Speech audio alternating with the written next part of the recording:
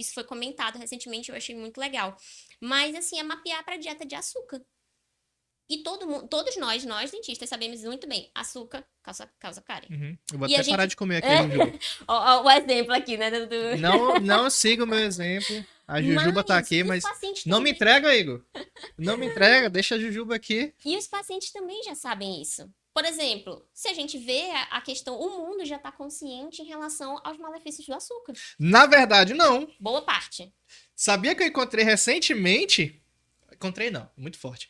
Alguns comentários nos vídeos que eu tenho feito falam, inclusive de flúor também. Aí a gente entra em uma zona cinzenta. Rapaz, me dá uma raiva quando eu vejo gente Sim, a falando gente que não entra é da numa área. zona cinzenta quando a gente começa a falar sobre essa questão do Ai, que flúor. é mentira, isso é falácia. Pode comer e não sei o que. E quando é com flúor, o flúor é venenoso. Não usem flúor. Quer Parem matar com um isso. dentista. Vamos estudar e não sei o que. Meu Deus. E, gente, assim, trazendo uma coisa importante, já que a gente entrou dentro dessa parte, Sem querer a gente entrou, sem querer sobre o desculpa. flu, todo esse comentário em relação à síndrome do envelhecimento precoce bucal, isso não é fonte da minha cabeça, não, tá? A gente tem pesquisas clínicas altamente robustas, de artigo Tem científico, casos clínicos, casos inclusive, que clínicos, né? Então, assim, quem comanda principalmente esse movimento aqui no Brasil é o doutor Paulo Vinícius Soares. Inclusive, você, dentista, fica o convite para você conhecê-lo, conhecer o trabalho dele, que muito provavelmente você conheceu ele lá no assunto de lesões cervicais não cariosas, aquele livro pretinho clássico. Uhum. Ele é um dos projetos pilotos dele, que veio outros ele conduzindo esse estudo, porque esse assunto, ele nasce lá na lesão cervical não cariosa, Uhum. na velha e tradicional lesão cervical não cariosa, e com os estudos foi vendo que tudo isso estava acontecendo, né? A evolução da vida do ser humano trazendo tudo isso e chegando à ponta das consequências na nossa cadeira. Então, nada aqui é fonte da nossa cabeça, tem embasamento científico, embasamento na ciência, para poder estar pautando isso aqui com muita responsabilidade e seriedade. Uhum. E aí, voltando que a gente estava falando sobre o mapeamento da dieta, a gente mapeia para açúcar. Tá? Tirando essa galera aqui, assim, né? Esses detalhes, esses pormenores em relação a não acreditar no açúcar que pode comer, e a gente tem embasamento científico fortíssimo sobre isso e a causa do açúcar em relação à cárie, mas e quando o paciente ele já tem consciência disso? E ele não faz mais nenhum tipo dessa alimentação, e a gente pergunta, você faz consumo de alimentos açucarados? E ele fala, não, ou então só 1 ou 2 vezes por semana, então a gente já fica tranquilo, ele não é um paciente de risco. Mas a gente fala para esse paciente, ou a gente entende que a dieta ácida também vai predispor ele a desenvolver doença E muitas e vezes, investigar isso. só um adendo, às vezes o paciente não sabe, né? Na Esse aqui é maioria o das grande vezes não situação. sabe. Ele acha que, sei lá, ele só consome 2, 3 vezes na semana, dia tal, dia tal. Uhum. Mas ele não conta o suco que ele põe, o açúcar, ele não O conta café. o café que ele põe um pouquinho de açúcar, ele não conta ali o biscoito recheado que ele tá comendo. É bolacha, mas eu vou falar biscoito porque tá na internet, muita gente conhece como biscoito, mas é Sim. bolacha. Não, biscoito não, é bolacha. Não superou. O Nescau, que já tem muitas. Ah, mas eu não coloco açúcar. Às vezes a gente já tá consumindo uma coisa que já tem Tem um açúcar açúcar. adicionado. Inclusive, hoje em dia, né, tá lá na embalagem Açúcar alto em adicionado, açúcar açúcar adicionado. adicionado. Então você dizer que não consome açúcar é até meio. E às vezes é a gente que Não não tem tá como. mapeando correto. Por Uhum. exemplo, a gente só pergunta assim e o paciente fala, não, é só isso, Mas que isso pergunta pra eu e isso. perguntar, né, às vezes. Sim. Mas o correto seria a gente mapear literalmente, assim, para a gente ter uma noção de como que esse paciente está na alimentação, se ele vai ter ali um potencial risco para cárie ou até mesmo para envelhecimento precoce por conta da questão da dieta ácida. Perguntar, o que tu toma no café da manhã? A pessoa tá cheia de cara e tá falando que não come açúcar. Não tem Não tem como. como, Não tem impossível. como. Alguma coisa ele tá comendo, ele só não identificou e não sabe o que ele O desenvolve. dente lá, de vez em quando eu encontro, eu vou fazer algum procedimento no paciente, aí eu olho aqui atrás, por trás, pela lingual dos Aham. dentes, toda aquela mancha de cigarro, né? De Sim. pessoa que fuma ao mesmo tempo.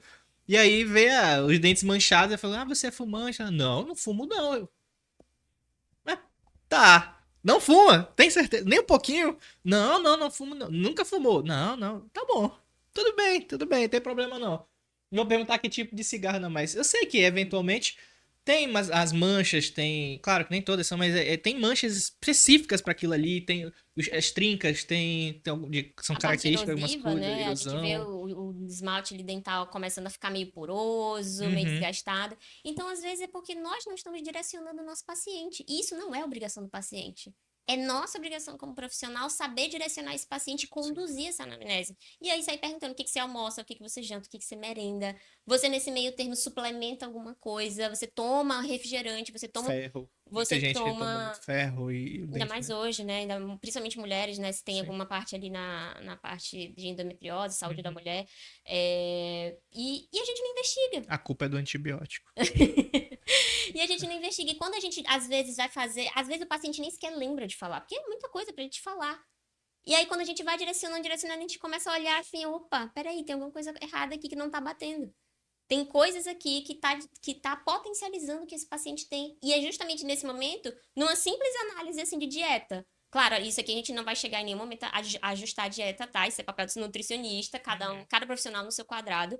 Mas a gente conscientiza esse paciente, muitas das vezes a gente pode até argumentar e conversar junto com o nutricionista para fazer uma parceria com esse profissional para o melhor resultado ali no sorriso desse paciente. E Perfeito. aí a gente conscientiza o paciente, olha, vamos ajustar isso aqui não tá legal, olha, isso aqui tá te predispondo a isso, isso e isso.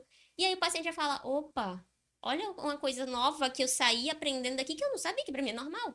Todo mundo faz, Sim. todo mundo é E normal. já agregou valor pra ele. Sim, e o paciente reconhece Uhum. isso. Isso nos destaca como cirurgiões dentistas. A gente sai do só dente e a gente olha o paciente Vira como um profissional da todo. saúde, não só dentista, né? Exatamente. Vira uma coisa mais ampla. Exatamente. E aí, investigar literalmente a vida do paciente como toda. Talvez o paciente até estranhe assim, nossa, mas por que que ele tá me perguntando tudo isso? Eu só vim resolver meu dente, eu só vim clarear o meu sorriso, resolver um dente que tá quebrado, um dente que tá cariado, porque é comum chegar assim, eu quero só resolver isso. Sim. Mas aí, quando a gente começa a falar pro paciente, o paciente olha assim, nossa, eu não sabia disso tudo. Uhum. Eu não sabia que tudo isso podia estar ali levando a isso acontecer. E a gente conscientiza. Então, é algo que parte de uma anamnese guiada, parte da gente primeiro entender que o paciente, se ele não tem cárie, não significa que ele não tem ausência de doença. Porque doença não é só o processo inflamatório, não é só o processo que vem da bactéria, né? De paciente que está ali com biofilme acumulado, muita placa, cárie, inflamação gengival. Se o paciente não tem nada disso, ele ainda pode ter doença. Que Uhum. aí entra o conceito de doenças não cariosas. Porque não é porque não tem cárie que não é doença. Por quê? Lesão cervical não cariosa, hipersensibilidade gengival e recessão gengival. Se eu encontro isso no meu paciente de forma isolada ou múltipla, esse paciente está doente ou não está? É normal ou não? É para ser considerado, no caso, né? Que a gente tava até conversando sobre isso mais cedo, que não é uma coisa isolada. Tem um motivo pra chegar até aquele fato ali. Não é simplesmente que é o que a gente também tava comentando. Ah, eu escovei meu dente com muita força e meu dente ficou um buraco. Não, não é assim que funciona.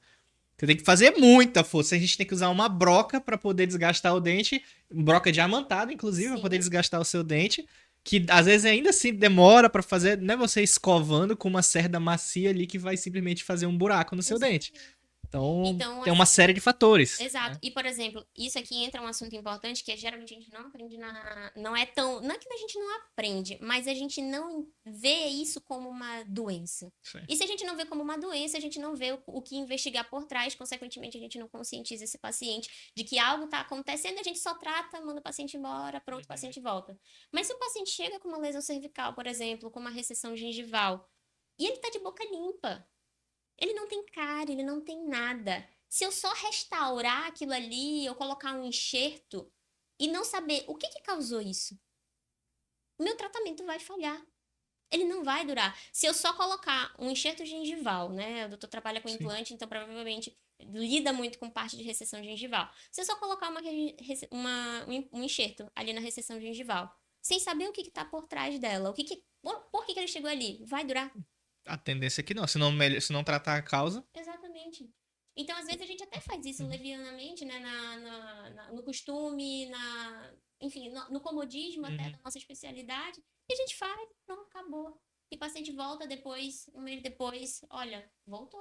O enxerto não deu certo, tá com obsessão, tá começando a dar sensibilidade de novo. Uhum. Mas por quê? Porque a gente não viu a causa. E geralmente, casos assim, a gente começa a associar bruxismo, né? Se o paciente não tem nenhuma outra A maior lesão, parte, eu acredito que seja de bruxismo, bruxismo. apertamento, né? Bruxismo, E apertamento. aí, muitas vezes a gente pergunta a esse paciente, tu aperta, tu tem bruxismo? Não, doutor, não sinto nada. E aí a gente começa, opa, não tem como. Ele só não tá E o dente consciente. era pra ser desse tamanho, tá só E o metade do dente dente. gritando ali pra gente, não, tem algo de errado acontecendo. E a gente começa a investigar. Entra junto com a DTM, né, a especialidade Sim. de dor facial e DTM, pra entender, não, algo de errado tá acontecendo aqui nesse paciente. Ele só não tá sentindo, ele só não tá vendo, mas tem alguma coisa acontecendo. E isso nos motiva a investigar. Sim. Falar, olha, vamos fazer aqui alguns parâmetros para analisar se você está ansioso, como que tá o seu dia a dia, se você está encostando ou não está encostando o dente, aí entra aquele aplicativo super bom, que é o Desencoste, né? Sim. Para fazer o paciente começar a se mapear. E Exato. aí ele fala, caramba, olha o que tá acontecendo comigo e não tava olhando. E aí a gente começa a fazer um tratamento. Aí sim, vem o enxerto, começa o tratamento e o acompanhamento para bruxismo, para que esse tratamento dure mais tempo. E esse Sim. paciente seja realmente tratado de forma bem sucedida, né? Uhum. Então, é um tema muito abrangente que nos faz sair da caixinha. A realmente olhar o paciente ali como um todo. E falando um pouco das doenças não cariosas, o máximo que a gente aprende na graduação é a atrição, abfração, erosão. Mas a gente não considera quando o paciente ele chega na nossa cadeira sensível. Sensibilidade não é normal, hipersensibilidade dental não é normal. Algo está acontecendo ali na superfície daquele dente que está predispondo o paciente a ter esse nível de dor. Sim. E isso não é normal. A gente não pode achar que, beleza, é normal, é isso mesmo. E pronto. Porque até se eu fizer um tratamento, um protocolo de dessensibilização para esse paciente, e eu não entender o que está causando, ele vai continuar com um quadro de sensibilidade. O tratamento vai durar muito pouco, que era para durar 1 ano, dura 6 meses. Sim.